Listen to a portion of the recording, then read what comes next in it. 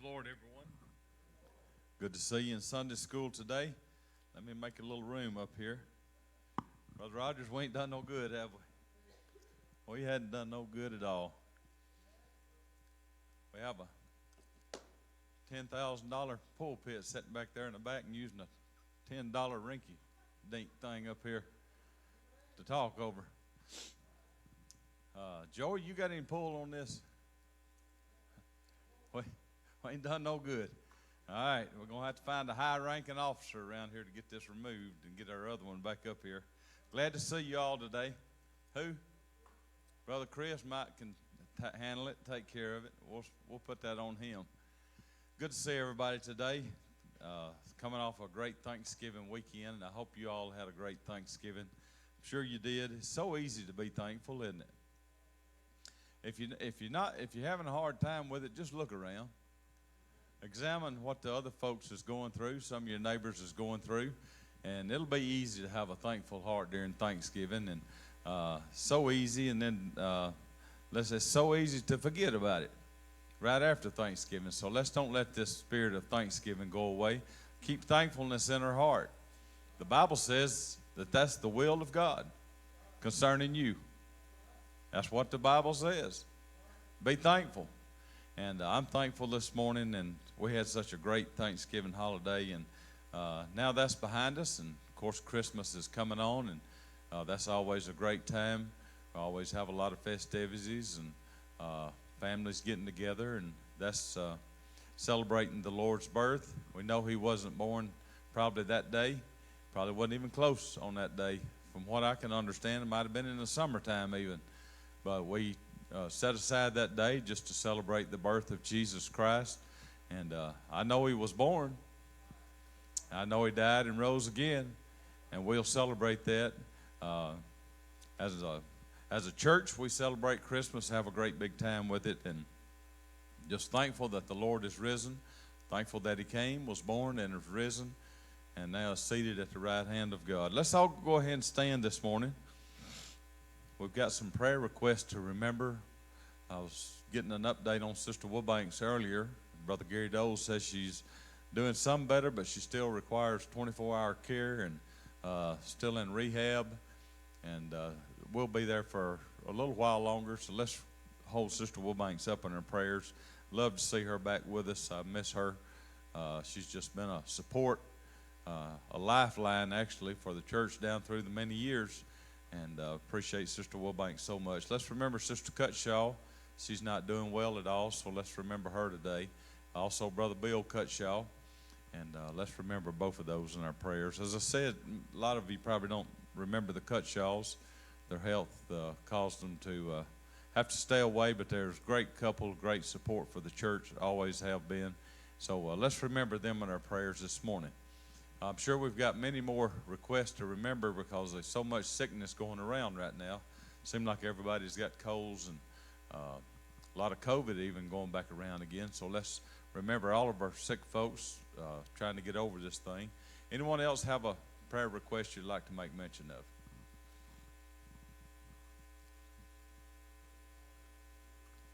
Yes, Mr. Brian Clausdale passed away. So let's remember the Clausdale family. This will be a tough loss for them.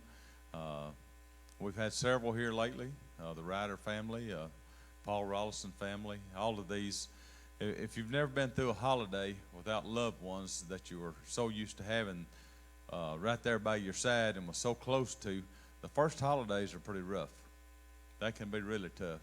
So let's remember all of these families in our prayers today as we go to the Lord in prayer. Anyone else? No more requests. Just remember our service throughout the day. Looking for a great time of the Lord. But let's go to the Lord in prayer this morning. Brother Rogers, lead us once again, please.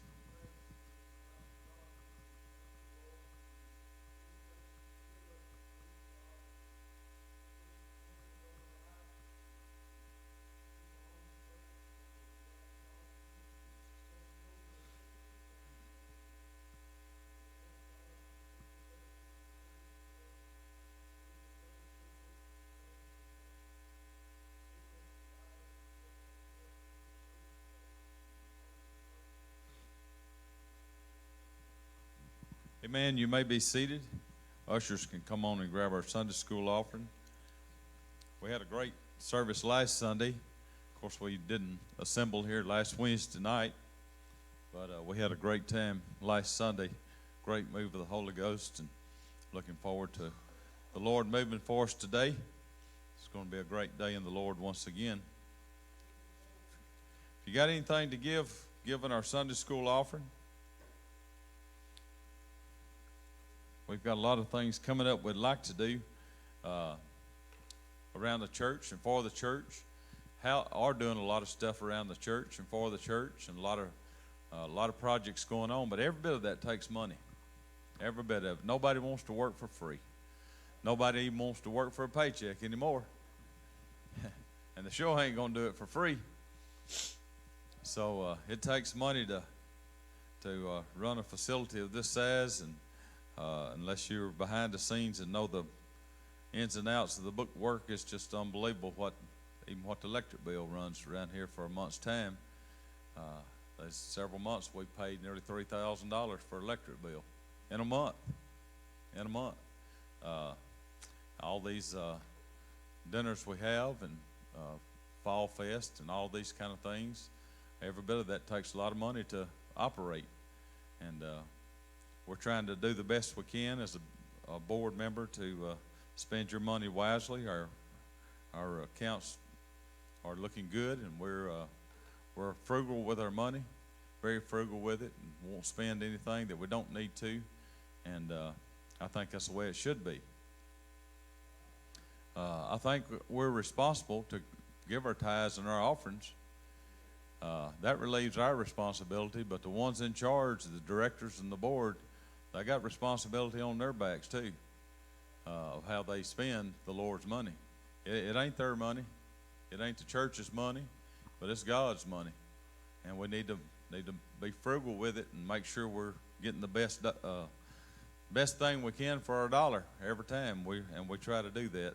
I'm going to talk to you today about a rare find. A rare find. Something that's rare is usually very valuable because of the scarcity of it. If you find a piece of gold somewhere, it's probably going to be pretty valuable, especially nowadays. And it's because that gold is so rare.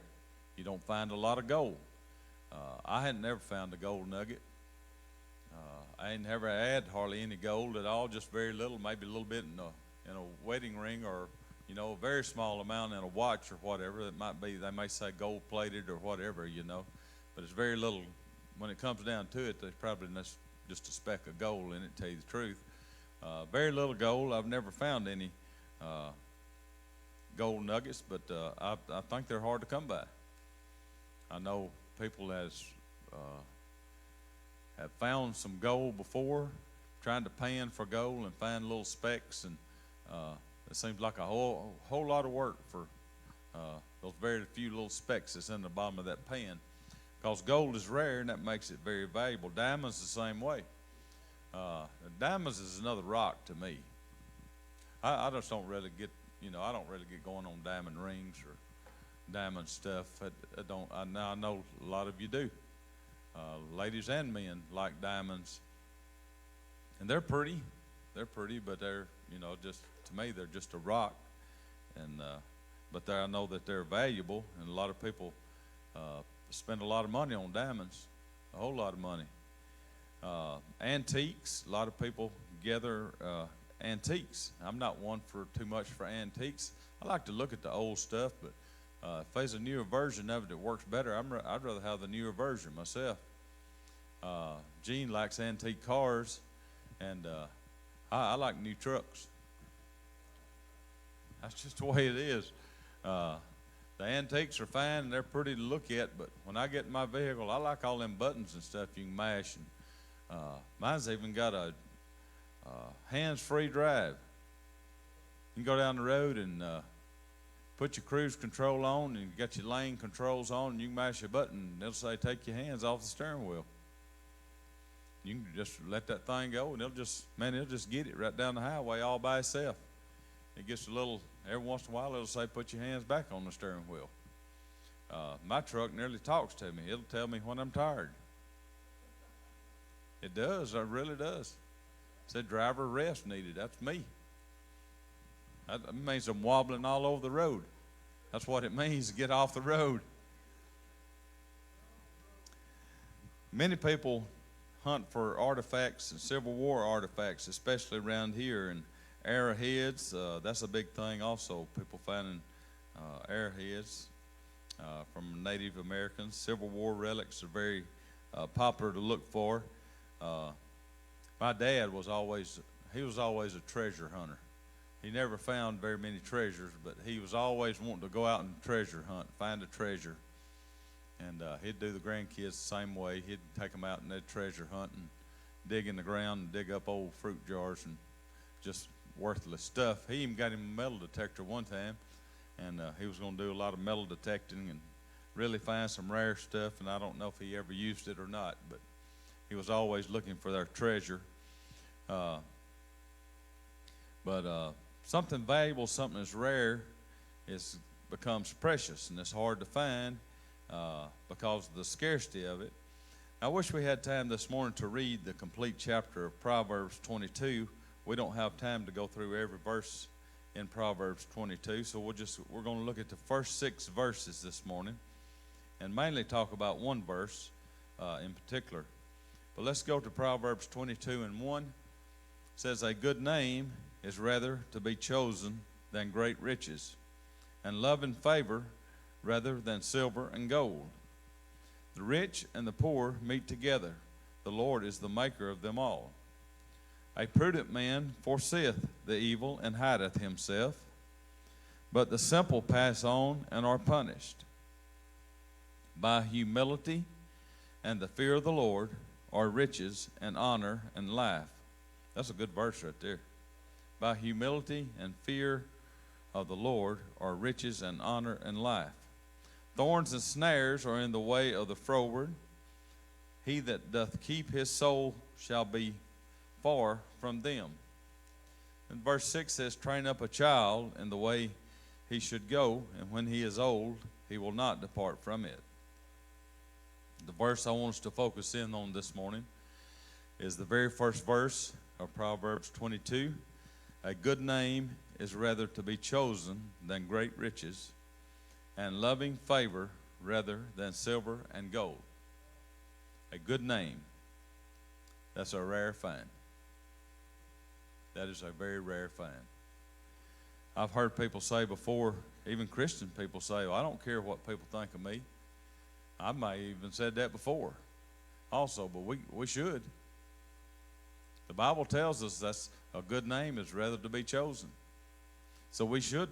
You say, "Well, I just don't care what people think." Well, you should care what people think, because a good name is a very fragile thing. And you should be known by a good name if you're a Christian, folks, and call yourself a Christian. What you do and how you act and the way you conduct your everyday life is a direct reflection on God. How you do and how you act and how you conduct your everyday life is a direct reflection on God. Your daily walk is very important. Your mouth may confess and say, "I'm a Christian," but what does your actions say? They're going to speak louder than your words do. Talk is cheap. People can say anything, but actions dictate what's really in our hearts. That's what's really in our hearts. Ecclesiastes 7:1 says, "A good name is better than precious ointment, and the day of death than the day of one's birth." I don't know if you realize this or not, but in 2023, a good name is hard to find. It's nearly more rare than a diamond or a gold nugget. You just about can't find a person with a good name, a person that shoots you straight and is honest and respectful, respected, one that does what he says, is fair in all of his dealings, a person that's not trying to stick it to you all the time, someone that's dependable and portrays love, peace, joy, gentleness, goodness, meekness, and long suffering. That is a rare find. That is hard to find somebody with a good name. Why is this? We're all supposed to be children of God. We're all supposed to be born to the same Spirit. Looks like if that would be required for one, it'd be required for everybody to me. Now, if I asked you this morning to list, just write down on the list the people that you know are 100% honest and trustworthy, respected, has gentleness about them, long-suffering about them, patience, goodness, several of those attributes, dependable, on time, everywhere they went. That's a big part of being dependable. If I asked you to list all those characteristics and list people, you'd probably have a short list. You might not have over one or two names on that list. Now, if I asked you to list all the dishonest people you've ever run into, the people that's been disrespectful and dishonest and can't tell the truth and not dependable, you probably could, without hesitation, just start writing them one after the other. You'd probably have a big list of those. Well, according to statistics, there's more Christian people in the United States than there've ever been. Something is wrong, folks. Something is bad wrong. A good name is a rare find. I know everybody's never going to like everybody and everything about everybody. But we should be living a life above reproach and shame in the image of God. I believe that's what the Bible teaches. Paul says, in times past we walked according to the course of the world and the prince of the air. He said, we talked in the spirit of lust and fulfilled the desires of the flesh. But God saved us from this, and now we are instructed to walk in the ways of God. See that you walk circumspectly before God and men, is what Paul said. See that you walk circumspectly. You know what that word means? It means exact, diligent, deliberate, perfect. You say, well, I ain't perfect. Nobody's perfect. Do you know Jesus Christ, words out of his own mouth was, be ye perfect as I am perfect? Do you think he had asked you to do something that was impossible to do? No, he's expecting you to get it right. He's expecting me to get it right. If we've got places we need to work on, he's expecting us to fix it. He's not going to tell us to do something that he knows no way we can do. Be accountable. That's what circumspectly means. My dad worked for Train, James Yancey and Train Company for several years before he passed away. He was a salesman there, and he tried selling air conditioner units, and he didn't do too good to start with, because everywhere he'd go to ask about putting in a unit, they'd say, well, is this the kind you've got, Brother Danny? He was still using a window unit. He'd say, well, no, this is not, but they say this is really good. Well, you can't go off of what they say. So he realized pretty quick, if I'm going to sell Train air conditioner units, I'm going to have to put a Train air conditioner unit in my house, which he did. And his sales went up tremendously, because when he'd go into that house, they'd say, well, is this what? Yes, it is. That's exactly what I got, and it does a fantastic job. It holds the temperature just right. The humidity stays down. The energy rating is very high. It don't cost this much to run, just a little bit more than a window unit. He could tell all about it because he had one. He knew about it. But anyway, they had a Train meeting, big sales meeting somewhere down the state of Mississippi, and Mr. James asked him to go, so he went. And just so be it, there they had several different speakers, but Miss Mississippi was there. Miss Mississippi for that year, been voted most beautiful lady in the state of Mississippi, was there. And she had a little presentation and talked, and after it was over, different ones were getting pictures made with Miss Mississippi. That was an honor, getting to see Miss Mississippi. Well, they came to Dad and said, you won't get your picture made with Miss Mississippi? He said, no, I'm not. They said, well, this is an honor. She's Miss Mississippi. He said, but she ain't my wife. I'm not getting a picture made with her. That's what the Bible's talking about walking circumspectly. Don't even have the hint of evil around you. He wouldn't out get his picture made. Folks like that are hard to come by. But we need to live our lives beyond reproach. You want to bring a bad eye to the church and to Christianity itself? Go off in the world and live blowing your top and having anger issues and fights and say a cuss word every once in a while and just living haphazardly. You bring a shame and reproach to God. I wouldn't call myself a Christian if I was going to do that. I'd just rather not do it. A good name is fragile as an eggshell, folks. It's so hard to get and so easy to lose. So easy to get and so easy to lose. Don't tarnish your good name. It's a very rare and valuable thing. And the Bible makes it clear. It's of our choosing if we have a good name or not. It's up to you. But he said a good name is rather to be chosen. That means the ball's in your court. Where your name is good or trash around town, that's up to you. You either make it good or bad. How are you going to be known for when you pass from this life to another life? As a cheat and a cheapskate and a dishonest person, or are you going to be known as you're going to have a good name or a bad name? Now, they try to put everybody at a good name and when they die, but that ain't the case. That's not the case. There's a lady that her husband was nothing but a drunk. Drunk all the time. Just a drunk. Never came to church. However, he died. And so the lady came to the preacher and asked the preacher to do the funeral. And said, now, preacher, when you get up there, I want you to call him a saint. And the preacher said, well, now, lady, I can't do that. Said, you know and I know that he was a drunk all of his life. I tried to get him to come to church. He wouldn't come to church. He drank, and she said, look, you'll either get up there and say he was a saint or I'll ruin your ministry. So the next day at the funeral, they brought the man in, and the preacher started preaching. He said, this man that's laying here before me was nothing but a drunk. He was scum, never took care of his family, never took care of the church, never came to church. But compared to his wife, he's a saint. Hey, hey. I went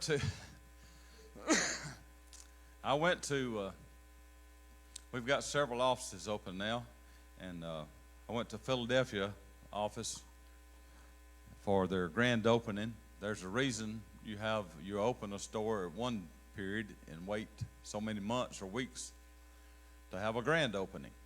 You've seen people do that, and you wonder why they do that. That's a marketing strategy. I'll tell you why they do it. Because they get the bang on the front end. When they first open up, everybody comes. That starts kind of dying back, and then they got to ramp the business back up again, so you have a grand opening and get the dignitaries in and do the ribbon cutting some 6 weeks, maybe 2 months down the road. That gives you 2 shots at getting your business off the ground and rolling. That's the reason we do it. Tell you some inside stuff. So we had our grand opening at Philadelphia. We've been open there for, I don't know, several weeks, maybe a couple of months even, doing real good. And I knew the manager and the assistant manager that we had hired, but since we'd opened, we had to pick up another employee and even a part-time employee that I had never met. So when I got there to the grand opening that morning, there was a lot of people already there, the mayor and the board and the Philadelphia and the county board, a lot of different people, several different bankers, and I didn't know who our employees was and who they wouldn't, besides the 2 that we had initially hired.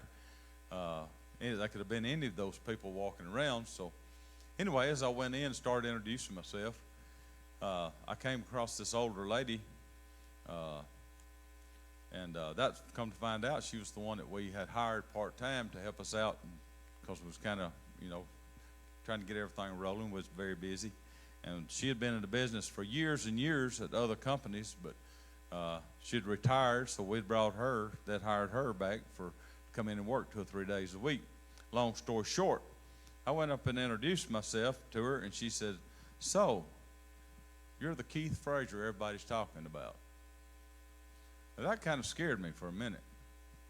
I didn't know if she was talking about bill collectors were talking about me. As far as I knew, I wasn't behind on any of my bills. I didn't know if I had a hit man after me.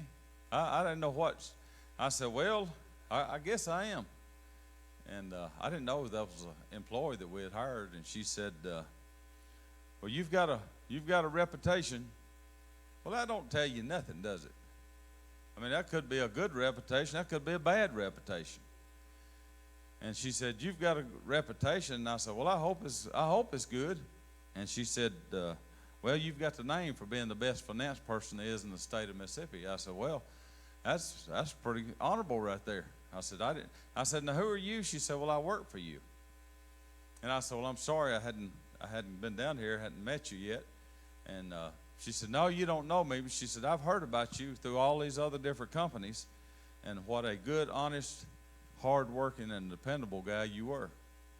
And I've heard that you're demanded a lot, but you took care of your employees well.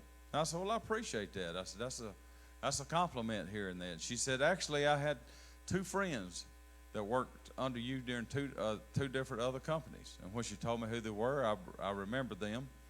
And she said, they told me, that man right there is always honest with us. Said the big guys might just shoot you a line and tell you something just to get you off the phone, but said he'll tell you what's going on. Said you always feel like he's got your back. Well, that's part of having a good name. I'm not trying to pat myself on the back, but I try to have good traits about me. I want to be an honest and dependable guy. I want it for people when they talk about it, they say, well, he's a generous guy, he's a gentleman, he's compassionate, he's committed to what he does. All of those things will help you have a good name. And I can't cover everything about this morning, but the Bible does say 2 things that a person should do as a Christian. Examine yourselves and guard your heart. Examine yourselves and guard your heart. What does these 2 things do? It causes you to look at yourself instead of everybody else. See, it's easy to pick out everybody else's fault. Sometimes it's hard to see our own. It's easy to see everybody else. There's a lady that lived by a lady, and she said every day she'd look out her window and said, that lady hangs out the nastiest wash on her clothesline I've ever seen. I don't know why she don't wash her clothes before she hangs them out on the wash line. That's when people were hanging them out on the wash line. Every day it was like that. And that would just gripe her so bad. She'd look out that window and her clothes would be out there. She said, that is the dirtiest wash I've ever seen somebody hang out on the clothesline. Well, one day she got to doing some spring cleaning. She cleaned everything in her house. This was her stuff. She cleaned the windows, the outside, the inside, dusted everything off. And the next morning she looked out and she said, well, finally, that lady finally hung out a clean wash. You know what it was? It was her nasty windows all the time. It wasn't the lady's wash that was dirty, it was her nasty windows. That's what the problem with is us as Christian people. We can examine everybody else, but we don't want to examine ourselves. It might not be their wash is so dirty, it might be your windows are nasty. Think about that. Every day is a test. If we goof up and mess up, we can get forgiveness, but people's confidence is hurt. Now let me tell you a quick story here. I don't want to run out of time. Several years ago, a preacher from out of state accepted a pastor's job at a church in Houston, Texas. This is a true story. He knew very few people in the town. So some weeks after he had arrived, he decided he would take the city bus transit and ride downtown just to meet people and see how the city was laid out. So he got on the bus and he paid the driver for the transit ride and sat down. The preacher looked in his hand, and the bus driver had actually given him a quarter too much back in change, a quarter. The preacher looked and said, I'll just stick that in the pocket. This is a lucky day. The Lord has blessed me today. It didn't cost me as much to ride the bus. He sat there and thought about it, and after a while, he said, well, you know, this quarter's not, but it's a quarter. It's 25 cents. Maybe I should give it back to him. Then a voice inside his head said, man, you're just a quarter richer than you was the day before. After all, it's just a quarter. It ain't going to make or break the driver either way, whether you give him the quarter back or not. That's not going to break his bank account, and it's not going to make it. It's not going to make much difference, just tell you the truth. Either way. He sat and thought about it, and he said, well, I don't know. Maybe I should give it back. That quarter was bothering him. He said, if it's $1 or $2, I know I'd give it back. I'd just walk up there and give it to him, you know, if it's $1. But he said a quarter, you know, it probably ain't hardly worth mentioning. The bus company's getting rich probably anyway. Just accept it as a gift from God. When his next stop came to where he was going to get off, he paused at the door, reached in his pocket, pulled the quarter out and give it back to the bus driver. He said, sir, when I got on the bus, you accidentally give me a quarter too much. So here's the change back. The bus driver smiled real big and replied, aren't you the new preacher in town? And the preacher was somewhat taken aback and said, yes, I am. The bus driver said, sir, I knew you were. I've been thinking about going somewhere to church. So I intentionally gave you a quarter too much, just to see how you would react. As the preacher stepped off, he said, I'll see you Sunday morning. The preacher got off, and he said his knees nearly buckled when he thought about it. Look, I nearly sold that man's salvation for a quarter. I wouldn't have done it for $1. Sure, I would have given the $1 back. I knew that was too much, but a quarter seemed so insignificant. But I nearly lost that man's salvation over a quarter. That's something to think about, folks. I was in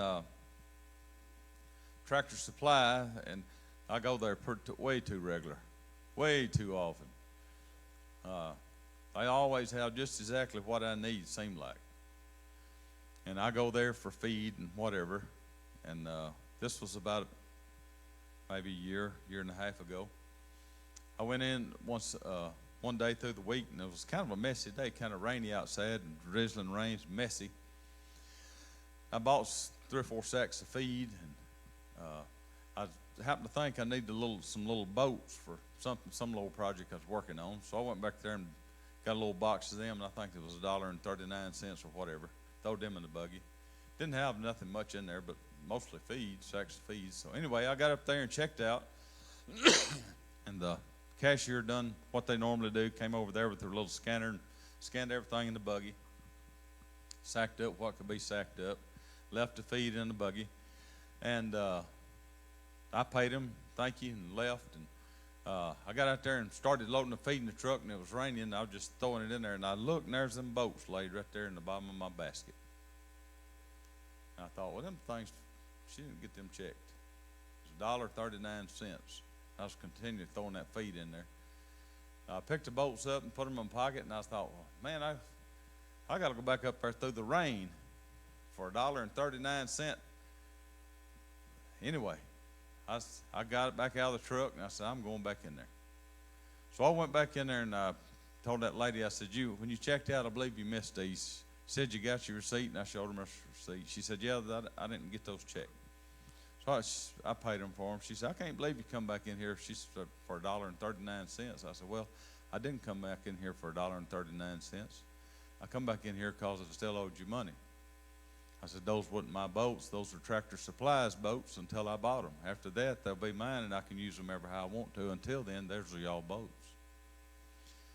And probably for the next 8 or 10 times, I don't think the girl even works there anymore, but for the next 8 or 10 times, every time I'd come in, she'd say, welcome to Tractor Supply, and she'd look up and see who it was, and she said, there's a $1.39 guy right there.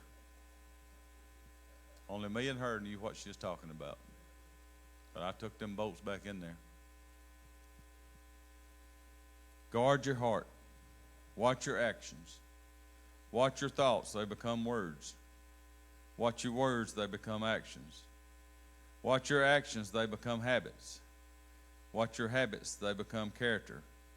Watch your character, they become your destiny. Guard your heart. A good name is a rare find.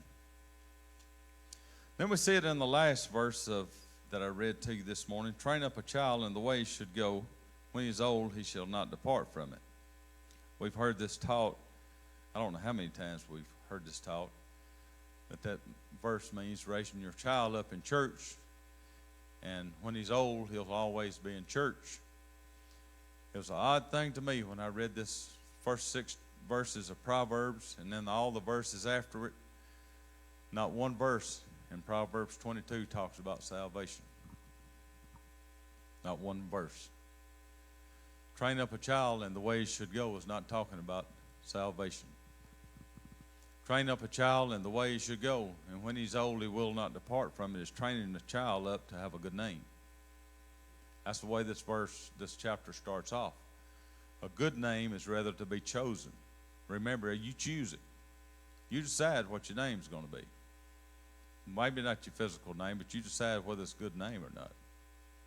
No matter if your name is Keith or Eddie or Patty or Barbara or Tammy or Chris, whoever.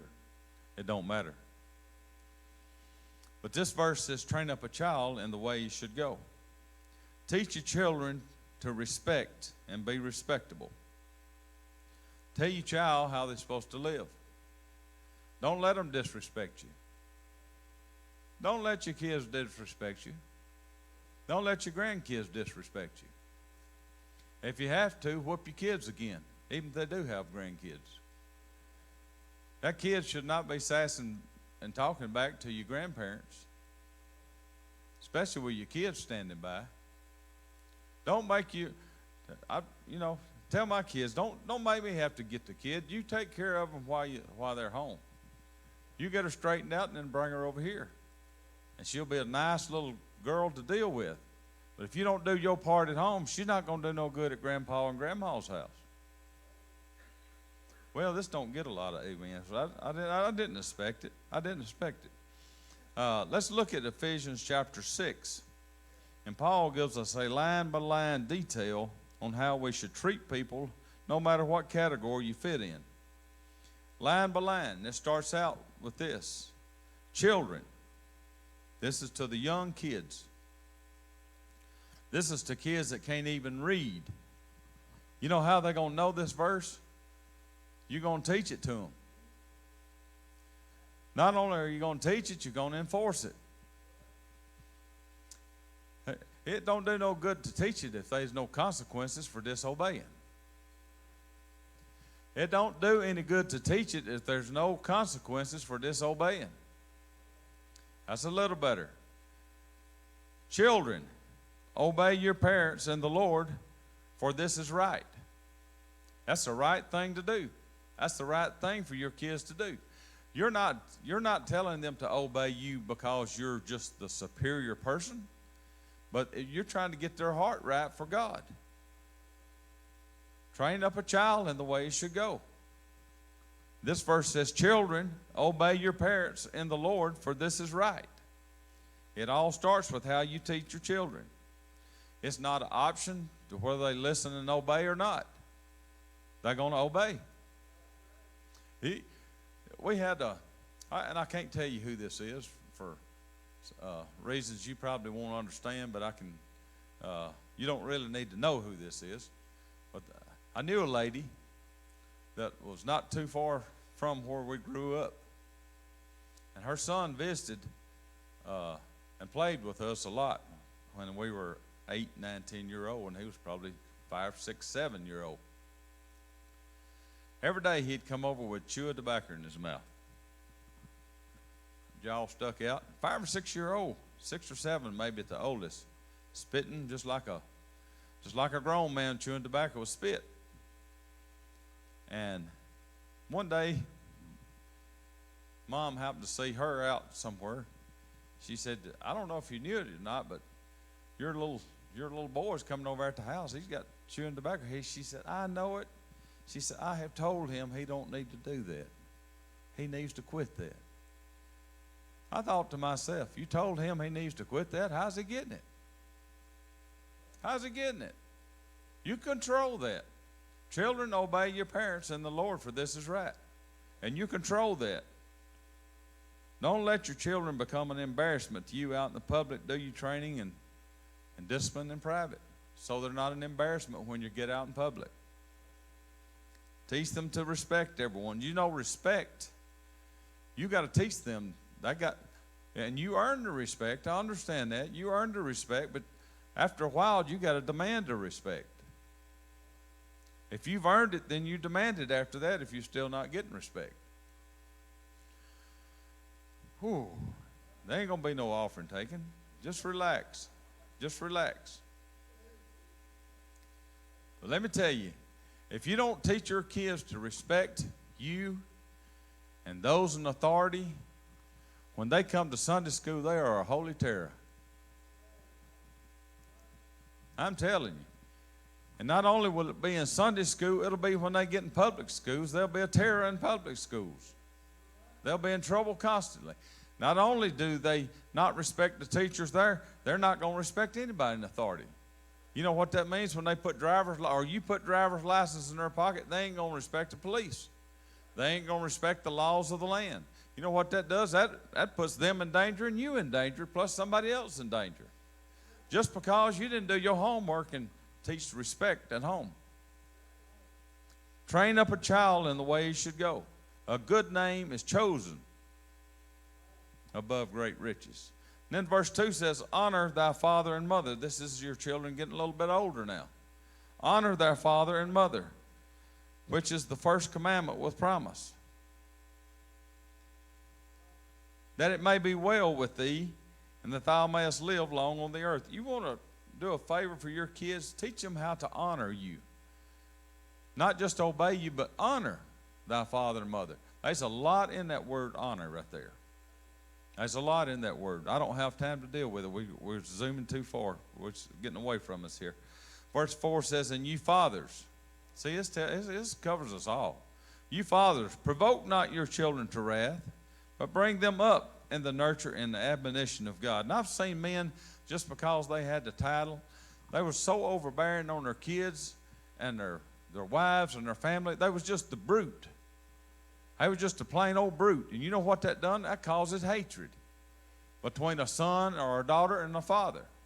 And you know what that does for the daughter when they get out? Either they're going to marry somebody that's a brute to them and acts just like their daddy, or it's going to turn them so much against men, they don't even like boys. They like girls because the fathers abused them so much. There's a difference between making someone do something, coaching them how to do it, showing them how to do it, telling them how to do it, teaching them why this is why we do it. All of that is important for you fathers, that you don't provoke your kids to wrath. Then it comes down to servants. Be obedient to them that are your masters according to the flesh, with fear, that means reverence, trembling, and singleness of heart as unto Christ. Not with eye service. This is talking about service now. Everybody's got a boss. Everybody's old boy didn't want nobody to tell him what to do one time. He said he's just going to join the army because he didn't want nobody telling him what to do. Wonder how that worked out.